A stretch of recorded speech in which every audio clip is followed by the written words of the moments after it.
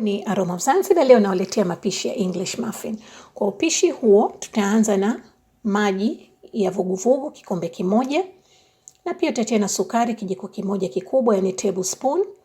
Tutachanganya vizuri mpaka sukari yote iyayuke. Hakikisha maji sio ya moto, ni ya vuguvugu. Kwa hivyo kama ya moto utaendelea kuyakoroga mpaka yapoe kabla hujatia hamira kijiko kimoja kidogo, yani kijiko cha chai.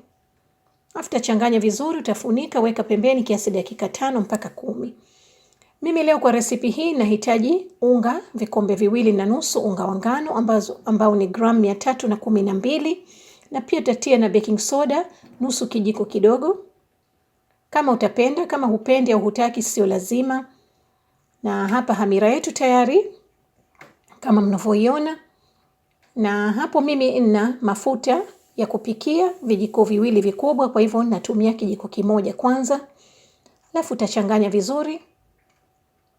Sasa hivi tuko tayari kuchanganya unga wetu. Na kwa pishi hili unga unatakiwa usiwe mzito, uwe unanatanata, ndio maana tunatia unga kidogo kidogo. Unaweza kutumia, inawezekana ukatumia unga zaidi kushinda nilivyopima mimi, au unaweza usitumie unga wako wote. Lakini hamna tofauti kubwa, kwa sababu unga density, yani uzito wake ni tofauti. Ndio maana ni muhimu sana kwa vitu vya unga ni kupima, lakini mimi natumia vikombe kwa wale ambao walikuwa hawana mizani za kupimia. Kwa hivyo utaendelea kutia unga wako. Unaweza kutumia mkono kama unataka, na kama unayo mashine pia unaweza kutumia mashine, sio lazima kwa kutumia kama nilivyofanya mimi. Na hapo pia utatia na chumvi yako ambayo mimi nilisahau.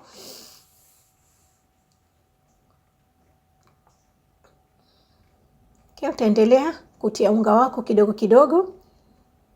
Alafu kama utapenda, mimi nimehamisha, kama utaweka kwenye sinia au kwenye meza, au kama utapenda kuendelea kukanda unga wako kwenye bakuli, unaweza kuendelea. Na kwa unga huu hatukandi kama unga wa kawaida, naita stretch and fold, yani kuvuta na kufunga. Kwa sababu unga huu unatakiwa ndani uwe una hewa nyingi, yani kama ile matobo mingi. Kwa sababu ukiukanda kama kawaida unakuwa unaufanyia nguvu, unatoa ile hewa. Kwa hivyo takanda kama hivyo kiasi dakika 5 mpaka 7. Bas kama hivyo tu. Na kama utakuwa unatakiwa unate namna hivi, kama utakuwa una tabu, unakupa tabu, unaweza kutia mafuta kidogo kwenye mkono wako wakati unakanda. Kwa hivyo mimi unga wangu tayari hapo. Tautia kwenye bakuli, na bakuli hakikisha utatia mafuta ili unga wako wakati wa kuumuka uumuke vizuri, usiwe una ganda pembeni kwenye bakuli.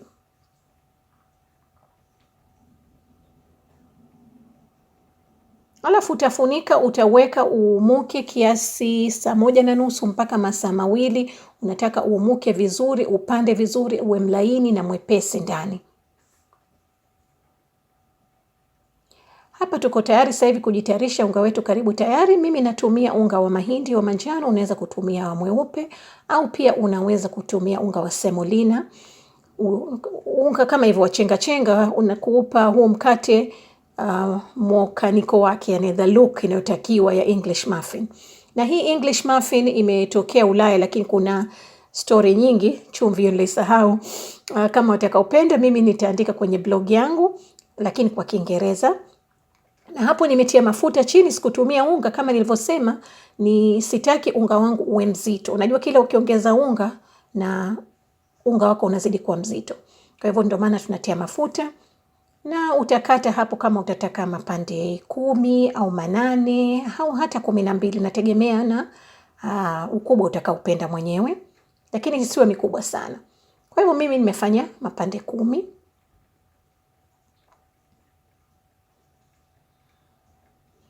Na kama unataka iwe sawa sawa, kama una mizani unaweza kupima.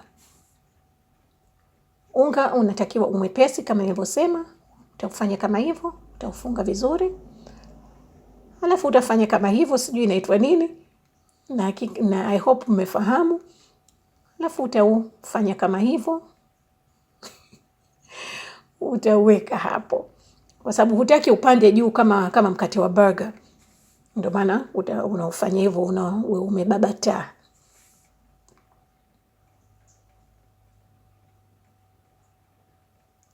Ukimaliza hapo, utamwagia tena unga wako wa mahindi au wa semolina juu, alafu utaupress kama hivyo kidogo, usipande sana.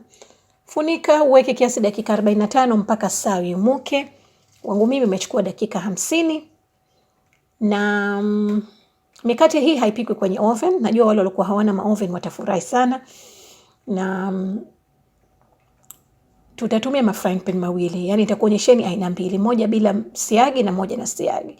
Hakikisha moto wako uwe mdogo sana kwa sababu hutaki ziive nje na ndani zisiive. Kwa hivyo naanza na hapo kwenye frying pan. Unaweza kutumia frying pan la kawaida tu kuweka iliyokuwa haina siagi, na huku iliyokuwa na siagi hakikisha siagi iwe moto kidogo, ili ukitia hii mikate uyaone yale hayo mapovu yanatoka, kwa sababu hutaki ile siagi iingie kwenye mikate, utaufanya uwe mzito. Na iliyopika na siagi utaipika kiasi dakika 4.5 mpaka 5 kwa upande mmoja. Utageuza upande wa pili, pia utapika muda huo huo. Na nilokuwa sijapika na siagi, utapika kiasi dakika 6 mpaka 8. 8 ni vizuri kwa sababu utahakikisha kama mkate wako umeiva, lakini kama huna uhakika utaendeleza kwenye oven. Kwa hivyo hapo tunageuza.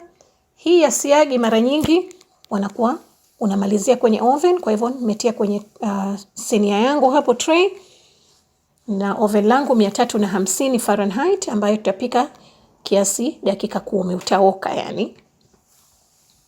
Na hii ya kawaida mengine tutaimalizia hivyo hivyo kiasi dakika 8 bila kuendeleza kwenye oven.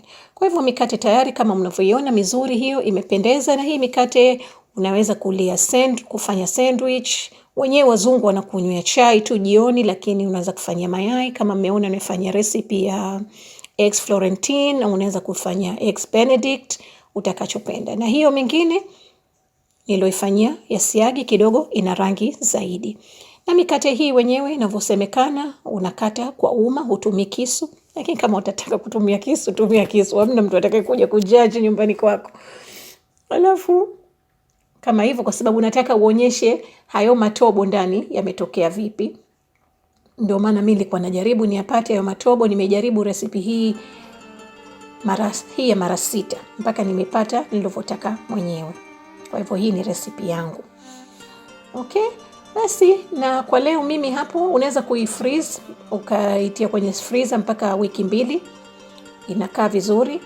Lakini kwa mimi leo natumia siagi na jam ya machungwa. Asanteni sana. Kwa mapishi zaidi karibuni Aroma of Zanzibar. Mtakuta viungo na vipimo vyote kwenye description box.